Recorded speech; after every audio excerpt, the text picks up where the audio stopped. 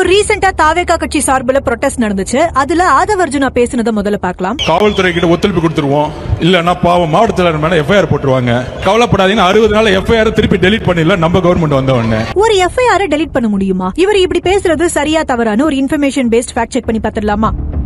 புகாரின் அடிப்படையில first information report, அதாவது எஃப்ஐஆர் போட்டாதான் ஒருத்தர் மேல விசாரணையோ இல்ல கைது நடவடிக்கையோ எடுக்க முடியும். போலீஸ் ஒன்ஸ் ஒருத்தர் மேல எஃப்ஐஆர் ரெஜிஸ்டர் பண்ணிட்டா அதை போலீசாலேயே கேன்சல் பண்ண முடியாது. அந்த கேஸ் கண்டிப்பா கோர்ட்டுக்கு போயே ஆகணும். அதுக்கப்புறம் கோர்ட் தான் அவர் குற்றவாளியா இல்லையான்னு முடிவு பண்ணணும். அதுக்கான எவிடன்ஸ் தான் போலீஸ் விசாரணை மேற்கொண்டு கோர்ட்ல சப்மிட் பண்ணுவாங்க. சப்போஸ் எஃப்ஐஆர் போட்டு விசாரணை மேற்கொண்டு அதுக்கப்புறமா அந்த கம்ப்ளைண்ட் ஃபேக்னு தெரிஞ்சாலோ இல்ல அந்த கம்ப்ளைண்ட் வீக்கா இருக்குன்னு தெரிஞ்சாலோ போலீஸ் ரிப்போர்ட் சப்மிட் பண்ணி கோர்ட்ல தான் கேன்சல் பண்ண முடியும். ரொம்ப முக்கியமா இந்த எஃப்ஐஆர் காப்பி தான் போலீஸ், புகார்தாரர், கைது செய்யப்படுறவர்னு இவங்க 3 பேருக்கும் இடையில உண்மைக்கு பாதுகாப்பா இருக்கக்கூடிய விஷயம். அந்த எஃப்ஐஆர் அப்படிலாம் அசால்ட்டா டெலீட் பண்ண முடியாது. ஆதவ அர்ஜுனா எஃப்ஐஆர் டெலீட் பண்ணிடலாம் அப்படின்னு பேசியிருக்கிறது சட்ட ஒழுங்குக்கு முற்றிலும் எதிரானது. அதையும் சட்ட ஒழுங்கு சீர்கேட கண்டிச்சு நடத்துற ஆர்ப்பாட்டத்துல பேசியிருக்காரு. இந்த பேச்சு எப்படி இருக்குன்னா, தாவேகா ஆட்சிக்கு வந்ததும் நம்ம என்ன வேணாலும் பண்ணலாம், போலீஸே நம்ம கையில தான், எஃப்ஐஆரையே டெலீட் பண்ணிடலாம்னு தாவேகா கட்சி கூட்டங்களுக்கு வரக்கூடிய மக்கள் கட்டுக்கடங்காம செய்யற செயல்களை ஊக்குவிக்கிற மாதிரி இருக்கு. விஜய் ரீசெண்டா சொன்ன வாக்குறுதிகள் டிஎம்கேவோட வாக்குறுதிகள்னு நியூஸ் வந்துட்டு இருக்கு. அது உண்மையா இல்லையான்னு ஃபேக்ட் செக் பண்ணி பார்த்துடலாமா? முதல்ல இன்னைய தேதி வரைக்கும் டிவிகே சார்பில் முழுமையான தேர்தல் அறிக்கையை வெளியிடல. ஆனா போற இடமெல்லாம் விஜய் வாயால சொல்றாரு. அப்படி இப்போ ரீசெண்டா கன்னியாகுமரியில சொன்ன வாக்குறுதிகளை கம்பேர் பண்ணி பார்த்தோம்னா, ஃபர்ஸ்ட் ஒவ்வொரு குடும்பத்துக்கும் அரசு திட்டங்களை பெற தனி அடையாள அட்டை கொடுத்து அது மூலமா லஞ்சம் இல்லாம அரசு நலத்திட்டங்கள் வீடு தேடி வரும்னு சொல்லிருக்காரு. எப்படி ஒரு கார்டு லஞ்சத்தை ஒழிக்கும்னு தெரியல. கார்டை பொறுத்த வரைக்கும் ஆதார் கார்டு, ரேஷன் கார்டுலாம் போதாதாங்கிற கேள்வியும் எழுது. இது மேனிஃபெஸ்டோ ரிலீஸ் ஆனாலோ இல்ல எக்ஸ்பிளைன் பண்ணாலோ தான் புரியும். அதுவும் இல்லாம உங்களுடன் ஸ்டாலின் தாயுமானவர் திட்டம் மாதிரி திட்டங்கள் மூலமா ஆல்ரெடி மக்களை தேடி நலத்திட்டங்கள் நடைமுறையில இருக்கு. இவர் சொல்றது காப்பி கிடையாது, ஆனா என்னன்னு புரியவும் இல்ல. ரெண்டாவது, தாவேகா ஆட்சிக்கு வந்தா ஆப் ஒன்னு உருவாக்கி அது மூலமா மக்கள் அரசு சேவைகள் பெற முடியும்னு சொல்லிருக்காரு. ஆல்ரெடி இதுக்காக நம்ம அரசு அப்படிங்கிற வாட்ஸ்அப் சேவை செயல்பாட்டுல இருக்கு. அதோட விஜய் சொல்ற இந்த வாக்குறுதி டிஎம்கே வாக்குறுதியோட அப்படியே ஒத்து போகுது. அவங்க அறிவிச்ச சூப்பர் ஆப்புக்கு முன்னாடி வெற்றி தமிழ்நாடுன்னு ஒன்னு ஆட் பண்ணிருக்காரு, அவ்வளவுதான். சோ இது டிஎம்கே வாக்குறுதியோட காப்பின்னு சொல்லலாம். மூணாவது, பட்ஜெட்ல ஒதுக்கப்படுற நிதிகள் எல்லாம் எங்க போகுது, யார்கிட்ட போகுதுன்னு டிரான்ஸ்பரண்டா மக்களே பாக்கிறதுக்கு ஒரு வெப்சைட் உருவாக்கப்படும்னு சொல்லிருக்காரு. இதெல்லாம் 1998லயே Kalaignar Tamil Nadu transparency in tenders act அப்படின்னு ஒரு சட்டமே போட்டு இனிமே டெண்டர்ஸ் ஆன்லைன்ல எல்லாருக்கும் தெரியற மாதிரி டிரான்ஸ்பரண்டா இருக்கணும்னு கொண்டு வந்துட்டாரு. அப்போல இருந்து எல்லாமே டிரான்ஸ்பரண்டா தான் இருக்கு. இன்னும் மக்களுக்கு யூசர் ஃப்ரெண்ட்லியா இருக்க இப்போ ஜஸ்ட் 2026 ஏப்ரல் மாசம் தான் டிஎம்கே tenders.gov.in அப்படிங்கிற வெப்சைட்டை லான்ச் பண்ணிருக்காங்க. இது அந்த வெப்சைட்ல இருந்து எக்ஸாம்பிள் காட்டுறதுக்காக இப்போ எடுத்த டாக்குமெண்ட். சோ உங்க ஏரியால யாரு ரோடு போட்டா, யாருக்கு எவ்வளவு காசு போச்சு, எப்ப வேலை ஆரம்பிச்சு முடிஞ்சதுன்னு தெளிவா பாத்துக்கலாம். இவர் சொல்றது ஆல்ரெடி தமிழ்நாட்டுல சட்டமாவும் இருக்கு, டிரான்ஸ்பரண்டாவும் இருக்கு. சோ இது ஒரு அவுட்டேட்டட் வாக்குறுதி. நாலாவது, மக்கள் மாநில வளர்ச்சிக்கான ஆலோசனையை நேரடியா அரசுக்கு கொடுக்கவும் கம்ப்ளைண்ட்ஸ் ரெஜிஸ்டர் பண்ணவும் வெப்சைட் உருவாக்கப்படும் சொல்லிருக்காரு. tnmanifesto.ai அப்படிங்கிற வெப்சைட்ல உங்க ஆலோசனையை இப்ப கூட சொல்லலாம். கம்ப்ளைண்ட்ஸ்க்கு ஆல்ரெடி முதல்வரின் முகவரி அப்படின்னு ஒரு வெப்சைட் இருக்கு. இதுல நீங்க என்ன கம்ப்ளைண்ட் பண்ணாலும் அதுக்கு 14 நாட்கள்ல ஆக்ஷன் எடுக்கப்படணும். தாமதமாகிற பட்சத்துல அதையும் இன்ஃபார்ம் பண்ணணும். சோ விஜய் சொல்ற இந்த வாக்குறுதியும் அவுட்டேட்டட். ஐந்தாவது, திரும்பவும் கம்ப்ளைண்ட்ஸ்க்கு ஒரு வெப்சைட் உருவாக்கி 10,000 பேர் கையெழுத்து போட்ட மனு வந்தா அரசு பதில் சொல்லணும். 5 லட்சம் பேர் கையெழுத்து போட்ட மனு வந்தா கட்டாயம் சட்டமன்றத்துல விவாதிக்கப்படணும்னு சொல்லிருக்காரு. இது காப்பி இல்ல, இது இவருடைய வாக்குறுதி தான். ஆறாவது, தமிழ்நாட்டை ஏஐ மற்றும் டிஜிட்டல் கேபிட்டலா மாத்த முயற்சி செய்வோம்னு ஒரு லிஸ்ட் சொல்லிருக்காரு. அது எல்லாமே டிஎம்கே அறிக்கையோட அப்படியே மேட்ச் ஆகுது. இது காப்பி அடிச்சிருக்காங்கன்னு சொல்லலாம். கடைசியா ஏழாவது, நிதி வருவாய் பெருக்கி ₹1 கூட டாக்ஸ் உயர்த்தாம கடனையும் குறைக்க ஏற்பாடு பண்ணுவோம்னு சொல்லிருக்காரு. இதுக்கு ஃபர்ஸ்ட் சென்ட்ரல் கவர்மெண்ட் ஒத்துக்க மாட்டாங்க. இருந்தாலும் இது இவருடைய வாக்குறுதி தான். ஆக மொத்தம் விஜய் சொன்ன 7 வாக்குறுதிகள்ல ஒன்னு புரியவே இல்ல. 2 வாக்குறுதிகள் விஜயோடைய வாக்குறுதிகள் தான். 2 வாக்குறுதிகள் டிஎம்கே வாக்குறுதிகளோட அப்படியே மேட்ச் ஆகுது. மீதி 2 அவுட்டேட்டட் வாக்குறுதின்னு சொல்லலாம். ஏன்னா ஆல்ரெடி செயல்பாட்டுல இருக்கிற திட்டங்களுக்கு பேர் மாத்தி சொல்லிருக்காரு, அவ்வளவுதான். இப்ப ரீசெண்டா ஒரு இன்டர்வியூல என் ஆனந்த் அவர்கள் என்ன பேசிருக்காருன்னா, மற்ற கட்சிகளோட அதிக அளவுக்கு பெண்களுக்கு முக்கியத்துவம் கொடுத்து வேட்பாளராக அறிவிச்சிருக்காரு. இதோட எண்ணம் இது உண்மையா? மொத்தம் 234 தொகுதிகள்ல எடப்பாடி தொகுதி இல்லாம வெறும் 233 தொகுதிகள்ல தான் டிவிகே போட்டியிடுறாங்க. அதுலயும் விஜய் 2 தொகுதிகள்ல நிக்கிறதுனால 232 வேட்பாளர்கள் தான் இருக்காங்க. அதுல 23 வேட்பாளர்கள் தான் பெண் வேட்பாளர்கள். எடப்பாடி தொகுதியில அருண்குமார்னு ஒரு டிவிகே கேண்டிடேட் எடப்பாடி பழனிசாமி கிட்ட காசு வாங்கிட்டு ஓடிட்டாருன்னு ஆதவ அர்ஜுனாவே பேசியிருக்காரு. ஒரு கருப்பு ஆடு, அதுலயும் எடப்பாடி தொகுதி இருக்க ஆடு, எடப்பாடி பழனிசாமி அவர்கள் பணத்தை வாங்கிட்டு அன்னைக்கு ஆர்டர்ஸ் எல்லாம் பண்ண போயிட்டாரு. இதுக்கு இந்த மாதிரி எடப்பாடி பழனிசாமியோட அரசியல் இருக்கு பாருங்க, இது தவறான அரசியல். மாற்று வேட்பாளரான நித்யாவுடைய வேட்புமனுவும் ரிஜெக்ட் ஆயிடுச்சு. இப்போ எடப்பாடி தொகுதியில விசில் சின்னமே இல்ல. சப்போஸ் நித்யா அவர்களுடைய வேட்புமனு ஏற்றுக்கொள்ளப்பட்டிருந்தா 24 பெண் வேட்பாளர்கள் டிவிகேல இருந்திருப்பாங்க. அடுத்து நாம் தமிழர் கட்சி சார்பா 234 தொகுதிகளிலும் 234 வேட்பாளர்கள் போட்டியிடுறாங்க. அதுல அப்படியே சரிபாதி 116 பெண்கள் பிளஸ் ஒரு திருநங்கை போட்டியிடுறாங்க. இது 2026ல மட்டும் இல்ல, 2019, 21, 24ன்னு எல்லா தேர்தல்கள்லயும் சரிபாதி பெண்களை நிறுத்துறது இந்தியாலேயே நாம் தமிழர் கட்சி மட்டும் தான். அடுத்து டிஎம்கே கூட்டணி கட்சிகளும் 234 தொகுதிகளிலும் 234 வேட்பாளர்கள் போட்டியிடுறாங்க. அதுல 25 பெண் வேட்பாளர்கள் போட்டியிடுறாங்க. ஏடிஎம்கே கூட்டணி கட்சிகளிலும் 234 தொகுதிகளிலும் 234 வேட்பாளர்கள் போட்டியிடுறாங்க. அதுல 28 பெண்கள் போட்டியிடுறாங்க. சோ லிஸ்ட் படி நாம் தமிழர் கட்சியில தான் சரிபாதி பெண்களுக்கு வாய்ப்பு கொடுத்து அதிக பெண் வேட்பாளர்கள் போட்டியிடுறாங்க. இருக்கிறதுலயே எண்ணிக்கையில குறைவான தொகுதிகள், குறைவான வேட்பாளர்கள், குறைவான பெண் வேட்பாளர்கள் எல்லாமே டிவிகேல தான் இருக்கு. சோ என் ஆனந்த் அவர்கள் இத அப்படியே திருப்பி போட்டு டிவிகேல தான் அதிக பெண்கள் போட்டியிடுறாங்கன்னு ஒரு பொய்யான தகவலை சொல்லிருக்காரு. விஜய் தமிழ்நாடு அரசு மேல ஒரு புது குற்றச்சாட்டு வச்சிருக்காரு. அவங்களாச்சும் கொஞ்சம் உஷாரா இருந்திருந்தாங்கன்னா இந்த கேஸ் தட்டுப்பாடு கொஞ்சம் கண்ட்ரோல் பண்ணிருக்கலாம். இவங்களாச்சும் கொஞ்சம் முன்னெச்சரிக்கையா இருந்திருந்தா அட்லீஸ்ட் நம்ம ஊர்லயாச்சும் இந்த கேஸ் தட்டுப்பாடு கொஞ்சம் கண்ட்ரோல் பண்ணிருக்கலாம். இப்பதான் விஜய் வீட்ல சிலிண்டர் காலியாகி என்னன்னு கேட்டு தெரிஞ்சிட்டு இருப்பாரு போல இருக்கு.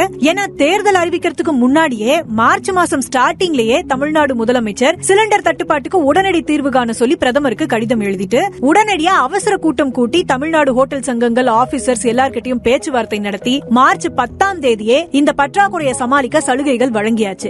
அதாவது டீ கடைகள், கிளவுட் கிச்சன் உள்ளிட்ட அனைத்து உணவகங்களுக்கும் கூடுதல் மின்சாரம் பயன்படுத்திக்க ஒரு யூனிட்டுக்கு 2 ரூபாய் மானியம் வழங்கப்பட்டிருக்கு. இரண்டாவது, குறு சிறு நடுத்தர தொழில் நிறுவனங்களின் மூலம் மின் அடுப்புகள், மின் சூடேற்றிகள் உள்ளிட்ட உபகரணங்கள் வாங்க மானியத்தோட கடன் வழங்கப்படுது. மூன்றாவதா, எல்பிஜிக்கு மாற்றா மண்ணெண்ணெய், விறகு போன்றவற்றை பயன்படுத்தி சமைக்க மாசு கட்டுப்பாடு வாரியத்தோட அனுமதி பெற தேவையில்லைன்னு அறிவிச்சிருக்காங்க. நான்காவதா, பால் உற்பத்தியாளர்கள் கிட்ட மீதமாகிற பால ஆவின் பால் கூட்டுறவு சங்கங்களே பெற்றுக்கொள்ளும்னு அறிவிச்சு நடைமுறையில இருக்கு. ஐந்தாவதா, உணவகங்கள் மூடலால் தேங்கியுள்ள காய்கறிகள், பழங்கள் எல்லாத்தையும் எந்த கட்டுப்பாடும் இல்லாம உழவர் சந்தைகள்ல டைரக்டா விற்கலாம். ஆறாவதா, ரேஷன் கடைகள்ல 3228 கிலோ லிட்டர் மண்ணெண்ணெய் குடும்ப அட்டைதாரர்களுக்கு வழங்க ஆணையிட்டு இருக்காங்க. சோ ரேஷன் கடையில மண்ணெண்ணெய் அவைலபிளா இருக்கு. இப்ப சொன்ன சலுகை எல்லாமே சிலிண்டர் தட்டுப்பாடு இருக்கிற வரைக்கும் தொடரும்னு தமிழ்நாடு அரசு சொல்லிருக்கு. இந்த சிலிண்டர் தட்டுப்பாடு எதனால ஏற்பட்டது, யார் பொறுப்பேற்றுக்கணும்னு மார்ச் மாசமே இன்ஸ்கூப்லயும் வீடியோ போட்டாச்சு, பின் பண்ணிருக்கோம். தெரியாதவங்க பார்த்து தெரிஞ்சுக்கலாம். விஜய்க்கே இந்த விஷயம் லேட்டா தெரிஞ்சதுனாலயோ என்னவோ தமிழ்நாடு அரசு கேஸ் தட்டுப்பாட்டுக்கு எந்த நடவடிக்கையும் எடுக்கலன்னு பொய்யான தகவலை சொல்லிருக்காரு.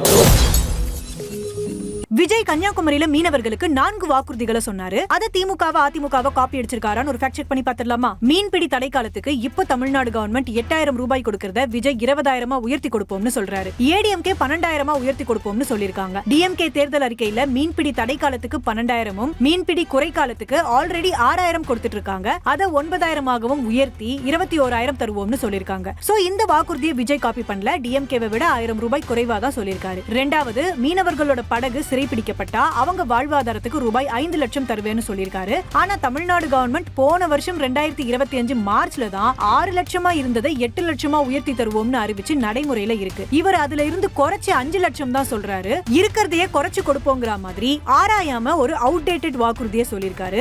மூணாவது, மீனவர்களுக்கு கடலோர பகுதிகளில் வீடு கட்டி தரப்படும்னு சொல்லிருக்காரு.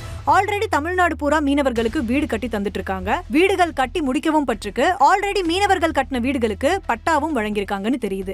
இதுவும் ஒரு அவுடேட்டட் வாக்குறுதி. நான்காவது, இயந்திர படகுகள் அதாவது மெக்கனைஸ்டு போட்ஸ்க்கு தமிழ்நாடு கவர்மெண்ட் மாசம் 1800 லிட்டர் டீசல் டாக்ஸ் இல்லாம கொடுத்துட்டு இருக்காங்க. அத 3500 லிட்டரா உயர்த்துவேன்னு சொல்லிருக்காரு. இது காப்பி இல்ல. ஆனா ஏடிஎம்கே இதுல ஒரு அவுடேட்டடான வாக்குறுதி கொடுத்திருக்காங்க. அதாவது மோட்டார் போட்ஸ்க்கு ஆல்ரெடி 2023ல இருந்து தமிழ்நாடு கவர்மெண்ட் மீனவர்களுக்கு 4000 லிட்டர் டீசல் டாக்ஸ் இல்லாம கொடுத்துட்டு இருக்காங்க. இந்த அப்டேட்டே இல்லாம 500 லிட்டர் உயர்த்தி 4000 லிட்டரா நாங்க ஆட்சிக்கு வந்தா கொடுப்போம்னு ஏடிஎம்கே ஒரு அவுடேட்டடான வாக்குறுதி கொடுத்திருக்காங்க. ஆக மொத்தம் விஜய் சொன்ன 4 வாக்குறுதிகள்ல 2 அவருடைய வாக்குறுதிகள் தான், மீதி 2 அவுடேட்டட் வாக்குறுதிகள். மெயினா எலெக்ஷனுக்கு இன்னும் 10 நாள் கூட இல்ல. ஆனா விஜய் அவர்கள் அபிஷியலா தேர்தல் அறிக்கையை முழுசா வெளியிடல. இது எல்லாமே அவர் போற இடமெல்லாம் சும்மா வாய் வார்த்தையா சொல்றத வச்சுதான் தெரிஞ்சிட்டு இருக்கோம். ஒரு வழியா டிவிகேல மேனிஃபெஸ்டோ ரிலீஸ் பண்ணிட்டாங்க. அதுல மெயினா இந்த ஃப்ரீ IVF சென்டர்ஸ், அதாவது கட்டணமில்லா செயற்கை கருத்தரிப்பு மையங்கள் தொடங்கப்படும்னு சொன்ன வாக்குறுதி தான் தாவேகா சார்பா அதிகம் பேசப்பட்டு இருக்கு. இது வேற ஏதாவது கட்சியோட மேனிஃபெஸ்டோல இருக்கான்னு பார்த்துட்டு இருக்கும்போதுதான் தமிழ்நாட்டுல இந்த திட்டமே ஆல்ரெடி நடைமுறையில இருக்கு. ஜூன் 7, 2024 அன்னைக்கு எக்மோர் கவர்மெண்ட் ஹாஸ்பிட்டல்ல ஃப்ரீ IVF ட்ரீட்மெண்ட் சென்டரை தொடங்கியிருக்காங்க. தமிழக அரசே இலவசமாக எழும்பூர் தாய் சேய் நல மருத்துவமனையில் சுமார் 7 கோடி ரூபாய் செலவில் செயற்கை கருத்தரித்தல் மையத்தை திறந்துள்ளது. தென்னிந்தியாவில் முதன்முறையாக செயற்கை கருத்தரித்தல் மையம் ஒன்று தற்போது மாண்புமிகு தமிழ்நாட்டின் முதலமைச்சருடைய வழிகாட்டுதலின்படி எழும்பூர் மகளிர் நோயியல் நிலையம் மற்றும் அரசு தாய் சேய் நல மருத்துவமனையில் திறந்து வைக்கப்பட்டிருக்கிறது. ஃபர்ஸ்ட் மேனிஃபெஸ்டோவை ரிலீஸ் பண்ண ADMKவும் IVF சென்டர்ஸ் தமிழ்நாடெங்கும் விரிவுபடுத்தப்படும்னு சொல்லிருக்காங்க. டிவிகேக்கு முன்னாடியே ரிலீஸ் பண்ண DMK மேனிஃபெஸ்டோலையும் மண்டல அளவுல கருத்தரிப்பு மையங்கள் தொடங்கப்படும்னு சொல்லிருக்காங்க. லாஸ்டா ரிலீஸ் பண்ண TVK மேனிஃபெஸ்டோலையும் ஃப்ரீ IVF சென்டர்ஸ் தொடங்கப்படும்னு சொல்லிருக்காங்க. சோ இது விஜய் அவர்கள் புதுசா சொல்ற ஐடியாலாம் இல்ல. ஆல்ரெடி DMK கவர்மெண்டால தொடங்கி வைக்கப்பட்டு நடைமுறையில இருக்கிற திட்டத்தை விரிவுபடுத்ததான் DMK உட்பட 3 கட்சிகளும் வாக்குறுதி அளிச்சிருக்காங்க. சோ இவ்ளோ மிகைப்படுத்தி சொல்ற அளவுக்குலாம் விஜய் ஒன்னும் புத்தம் புது நவீன வாக்குறுதி எல்லாம் கொடுக்கல. நடிகர் மற்றும் தாவேகா கட்சி தலைவர் விஜய் இப்போ ரீசெண்டா வேலூர் நிர்வாகிகள் சந்திப்புல பேசினப்போ தாவேகா ஆட்சிக்கு வந்தா தமிழ்நாட்டுல மாவட்ட கலெக்டர்ஸ் மற்றும் SPக்கள்ல சரிபாதி பெண்கள் நியமிக்கப்படுவார்கள்னு வாக்குறுதி கொடுத்தாரு. அந்த வாக்குறுதி தவறானதுன்னு பலர் விளக்கம் அளிச்சிட்டு வராங்க. அந்த வாக்குறுதி சாத்தியமா இல்லையான்னு நம்ம ஒரு எவிடன்ஸ் பேஸ்ட் ஃபேக்ட் செக் பண்ணி பாத்துடலாமா? மாவட்ட கலெக்டர்கள் மற்றும் SPக்களில் சரிபாதி பெண்களாக இருக்கும்படி செய்வோம். Superintendent of police and collector ரெண்டுமே சிவில் சர்வீஸ் போஸ்ட். இதுக்கு எந்தவித ரிசர்வேஷனும் கிடையாது. எத்தனை முறை எக்ஸாம் எழுதலாம் மற்றும் ஏஜ் லிமிட் இது ரெண்டும் தான் காஸ்ட் அடிப்படையில வேறுபடும். அதை தவிர யாரா இருந்தாலும் எந்த பாலினத்தவரா இருந்தாலும் சென்ட்ரல் கவர்மெண்ட் நடத்துற UPSC எக்ஸாம்ஸ் முறையா கிளியர் பண்ணாதான் IAS IPS மாதிரி சிவில் சர்வீஸ் போஸ்டிங் கிடைக்கும். இதுல எந்த திருத்தங்களையும் ஸ்டேட் கவர்மெண்டால கொண்டு வர முடியாது. என்னதான் UPSCல பாஸ் பண்ண IAS IPS ஆபீசர்ஸ் அந்தந்த ஸ்டேட்ல ஒர்க் பண்ணாலும் அவங்க சென்ட்ரல் கவர்மெண்ட் கட்டுப்பாட்டுல தான் வருவாங்க. இப்போ 50% ரிசர்வேஷன் IAS IPSல பெண்களுக்கு கொண்டு வரணும்னா அதுக்கு விஜய் முதல்ல பிரைம் மினிஸ்டர் ஆகணும். அதுக்கப்புறம் கான்ஸ்டிடியூஷன்ல திருத்தம் கொண்டு வரணும். அந்த திருத்தத்துக்கு பெரும்பான்மை ஆதரவு வரணும். அதுக்கப்புறம் தான் இது நடைமுறைக்கு வர ஓரளவு சாத்தியம் இருக்கு. தமிழ்நாடு சீஃப் மினிஸ்டராவே இருந்து அதிகபட்சம் என்ன பண்ணலாம்னா இப்போ நான் முதல்வன் திட்டத்தின் கீழ் UPSC எக்ஸாம்க்கு ப்ரிப்பேர் பண்ற ஸ்டூடெண்ட்ஸ்க்கு மாதம் 7500 ரூபாயும், பிரிலிம்ஸ் பாஸ் பண்ணவர்களுக்கு ஒரு தொகை, மெயின்ஸ் கிளியர் பண்ணவங்களுக்கு ஒரு தொகைன்னு தமிழ்நாடு அரசு கொடுத்து ஊக்கப்படுத்திட்டு இருக்கு. இது மாதிரியான ஸ்காலர்ஷிப்ஸ், ஃப்ரீ கோச்சிங் கிளாஸ், ஊக்கத்தொகை எல்லாம் கொடுத்து தமிழ்நாட்டில இருந்து அதிக IAS IPS ஆபீசர்ஸ் உருவாக ஊக்குவிக்கலாமே தவிர 50% பெண்கள் பார்ட்டிசிபேஷன் UPSC எக்ஸாம்ஸ்லயோ இல்ல சிவில் சர்வீஸ் போஸ்டிங்லயோ ஒரு ஸ்டேட் கவர்மெண்ட் கொண்டு வர்றது சாத்தியமற்றது. சோ விஜய் அளித்த இந்த வாக்குறுதி ஆராயாம வைக்கப்பட்ட தவறான வாக்குறுதி தான். நடிகர் மற்றும் தாவேகா கட்சி தலைவர் விஜய் தஞ்சாவூர் கூட்டத்துல பேசும்போது இதுவரைக்கும் DMK தொடர்ந்து 2 தேர்தல்கள்ல ஜெயிச்சதா வரலாற்றிலேயே இல்லன்னு பேசியிருக்காரு. அடுத்ததும் நாங்க தான் அப்படின்னு CM சார் சொல்லுவாங்க. அதெல்லாம் நடக்கவே நடக்காது. 2வது முறை வந்ததெல்லாம் சரித்திரமே கிடையாது. இது உண்மையா இல்லையான்னு ஒரு குட்டி எவிடன்ஸ் பேஸ்ட் ஃபேக்ட் செக் பண்ணி பாத்துடலாமா? DMK முதல்ல தேர்தலை சந்திச்சு ஆட்சிக்கு வந்தது 1967ல. அதை தொடர்ந்து 1971ல நடந்த தமிழ்நாடு சட்டமன்ற தேர்தலையும் வெற்றி பெற்று DMK தான் ஆட்சிக்கு வந்தாங்க. அதுவும் சாதாரணமா இல்ல. கூட்டணி தவிர DMK வேட்பாளர்கள் மட்டும் 184 தொகுதிகள்ல நின்னு வெற்றி பெற்று ஆட்சிக்கு வந்தாங்க. தமிழ்நாடு வரலாறுலயே ஒரே கட்சி 184 தொகுதிகள்ல ஜெயிச்ச வரலாறு DMKக்கு மட்டும் தான் இருக்கு. இன்னும் இந்த ரெக்கார்டை யாருமே பிரேக் பண்ணல. சோ DMK 1967 மற்றும் 1971 அடுத்தடுத்து சட்டமன்ற தேர்தல்கள்ல ஜெயிச்சு 2 முறை தொடர்ந்து ஆட்சி அமைச்சிருக்காங்க. இத ஆராயாம விஜய் தவறான இன்ஃபர்மேஷனை கான்பிடென்ட்டா ஸ்ப்ரெட் பண்ணிட்டு இருக்காரு. விஜய் 2 தொகுதியில நிக்க போறாருன்னு தெரிஞ்ச உடனே TVK பொதுச் செயலாளர் N ஆனந்த் அவர்கள் பேசின ஒண்ணு ஞாபகத்துக்கு வந்தது. தலைவர் 234 தொகுதியில் நின்னாலும் அவர் ஜெயிச்சிருவார். அதுல எந்தவித மாற்று கருத்தும் இல்ல. ஆனா அரசியல் சட்டத்தின்படி 3 தொகுதியில 4 தொகுதியில தான் ஒருத்தவங்க நிக்க முடியும். இவர் சொல்ற மாதிரி 4 தொகுதிகள்ல ஒரு வேட்பாளர் நிக்கலாமா? இதுக்கு முன்னாடி அப்படி யாராவது நின்னு இருக்காங்களான்னு பாக்கும்போதுதான் ஒரு இன்ட்ரெஸ்டிங்கான விஷயம் தெரிய வந்தது. 2000ஆம் ஆண்டுல டான்சி ஊழல் வழக்குல ஜெயலலிதா குற்றவாளியா நிரூபிக்கப்பட்டு 3 ஆண்டுகள் சிறை தண்டனை பெற்றாங்க. அந்த தீர்ப்பை எதிர்த்து ஜெயலலிதா அவர்கள் மேல்முறையீடு பண்ணி தண்டனைக்கு ஸ்டே வாங்கிட்டாங்க. ஆனா நிரபராதின்னு தீர்ப்பு வழங்கல. அந்த சமயத்துல 2001 தமிழ்நாடு சட்டமன்ற தேர்தல் வருது. அதுல ஜெயலலிதா அவர்கள் ஆண்டிப்பட்டி, கிருஷ்ணகிரி, புதுக்கோட்டை, புவனகிரின்னு 4 தொகுதிகள்ல வேட்புமனு தாக்கல் செய்யறாங்க. 4 தொகுதிகள்ல முறையுமே அவங்க வேட்பு மனுவை எலெக்ஷன் கமிஷன் ரிஜெக்ட் பண்ணிடுறாங்க. ரிஜெக்ட் ஆனதுக்கு 2 ரீசன் இருக்கு. ஒன்னு, ரெப்ரசன்டேஷன் ஆஃப் பீப்புள் ஆக்ட் படி குற்றம் நிரூபணமாகி 2 வருஷத்துக்கு மேல தண்டனை பெற்ற நபர் எலெக்ஷன்ஸ்ல நிக்க முடியாது. 2வது, சட்டப்படி ஒரு கேண்டிடேட் அதிகபட்சம் 2 தொகுதிகள்ல தான் போட்டியிட முடியும். அதையும் ஜெயலலிதா அவர்கள் மீறி இருக்காங்க. இதனால அவங்க எலெக்ஷன்ல போட்டியிடாமையே ஏடிஎம்கே ஜெயிச்சு முதலமைச்சரா இருந்தாங்க. ஆனா மீண்டும் கோர்ட்ல அவங்க முதலமைச்சரா தொடர முடியாதுன்னு தீர்ப்பு வந்ததை தொடர்ந்து ஓ பன்னீர்செல்வம் அவர்களை முதல்வராக்கிட்டு அந்த தீர்ப்பை எதிர்த்து மேல்முறையீடு பண்ணி எலெக்ஷன்ல நின்னு ஜெயிச்சு 2002ல முதலமைச்சர் ஆனாலும் கிட்டத்தட்ட 10 ஆண்டுகள் கழிச்சு 2011ல சுப்ரீம் கோர்ட்ல இவங்க ஊழல் வழக்க விசாரிக்கும் போது இவ்வளவு பெரிய பொலிட்டிக்கல் ஐகானாவும் ஒரு பொலிட்டிக்கல் பார்ட்டியோட தலைவராகவும் இருக்கீங்க, உங்களுக்கு 4 தொகுதிகள்ல போட்டியிடுறது சட்டத்துக்கு புறம்பானதுன்னு கூட தெரியாதா அப்படின்னு கேள்வி எழுப்பி கடும் விமர்சனம் வைக்கப்பட்டது. இது எதுவுமே தெரியாம என் ஆனந்த் அவர்கள் ஒரு கட்சி பொதுச் செயலாளரா இருந்துகிட்டு மேடை ஏறி 3 இல்ல 4 தொகுதிகள்ல விஜய் அவர்கள் நிக்கலாம்னு பேசியிருக்காரு. இதுக்குதான் படிக்கடான்னு அடிச்சுக்கிட்டேன். விஜய் ஏன் 2 தொகுதியில போட்டியிடுறாரு? இதுக்கு முன்னாடி தமிழ்நாடு அரசியல் தலைவர்கள் யாரெல்லாம் அப்படி நின்னு ஜெயிச்சிருக்காங்க தோத்துருக்காங்கன்னு ஷார்ட்டா கிளியரா பாத்துடலாம். பீப்புள் ரெப்ரசன்டேஷன் ஆக்ட் படி ஒரு வேட்பாளர் அதிகபட்சம் 2 தொகுதிகள்ல தான் போட்டியிட முடியும். அதன்படி 1991 தமிழ்நாடு சட்டமன்ற தேர்தல்ல காங்கேயம் மற்றும் பர்கூர்ல போட்டியிட்டு 2 தொகுதிகளிலும் வெற்றி பெற்றாங்க ஜெயலலிதா. ஆனா சட்டப்படி ஏதாவது ஒரு தொகுதிக்கு தான் எம்எல்ஏவா இருக்க முடியும்ங்கிறதுனால காங்கேயம் தொகுதியில ராஜினாமா பண்ணிடுறாங்க. இவங்க ராஜினாமா பண்ணதுனால அதே தொகுதிக்கு திரும்ப எலெக்ஷன் நடத்தி ஒரு எம்எல்ஏ தேர்ந்தெடுக்கப்படுவாங்க. இதே மாதிரி 2001ல புதிய தமிழகம் கட்சி தலைவர் கிருஷ்ணசாமி வால்பாறை மற்றும் ஒட்டப்பிடாரம் தொகுதிகள்ல போட்டியிட்டு 2 தொகுதிகளிலும் தோத்துடுறாரு. இந்த 2001 தேர்தலுக்கு அப்புறம் தமிழ்நாட்டுல எந்த தலைவர்களும் 2 தொகுதிகள்ல போட்டியிடல. நீண்ட ஆண்டுகளுக்கு அப்புறம் புதுசா தொடங்கப்பட்ட தாவேகா கட்சியோட தலைவர் விஜய் தான் 2 தொகுதிகள்ல போட்டியிட இருக்காரு. புதிய தமிழகம் கட்சி தலைவருடைய மகன் ஷியாம் கிருஷ்ணசாமியும் 2 தொகுதிகள்ல போட்டியிட போறதா தகவல் வெளியாகி இருக்கு.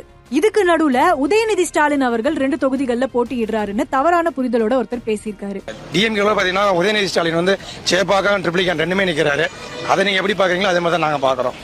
எல்லாமே பாத்தீங்கன்னா அந்த சிஎம் கேண்டிடேட்ங்கிறது 2 இடத்துல நிக்கிறாங்க. அவங்க எந்த கோணத்துல இருக்காங்களோ தளபதி அந்த இதுல தான் இருக்காரு. சேப்பாக்கம் ட்ரிப்ளிகேன் அப்படிங்கிறது 2 தொகுதி கிடையாது, ஒரே தொகுதி தான். திமுகல இருந்து இதுவரைக்கும் எந்த தலைவரும் வேட்பாளரும் 2 தொகுதிகள்ல போட்டியிட்டதே இல்ல. இன்னும் சொல்ல போனா கலைஞர் அவர்கள் சந்தித்த அனைத்து தேர்தல்கள்லயும் வெற்றி பெற்று தோல்வியே காணாத சட்டமன்ற உறுப்பினரா இருந்தாரு. அதுல கலைஞர் அவர்கள் ஒரு முறை கூட 2 தொகுதிகள்ல போட்டியிட்டதில்ல. ஏன் 2 தொகுதிகள்ல போட்டியிடுறாங்க? எந்த தொகுதியில அவங்களுக்கு ஆதரவு இருக்குன்னு சந்தேகம் இருக்கிற பட்சத்துல 2 தொகுதிகள்லயும் நின்னா சப்போஸ் 1 தோத்தாலும் இன்னொன்னுல ஜெயிச்சிடலாம் அப்படிங்கிற கணக்குல தான் இந்த முறையை நிறைய பேர் எதிர்க்கிறாங்க.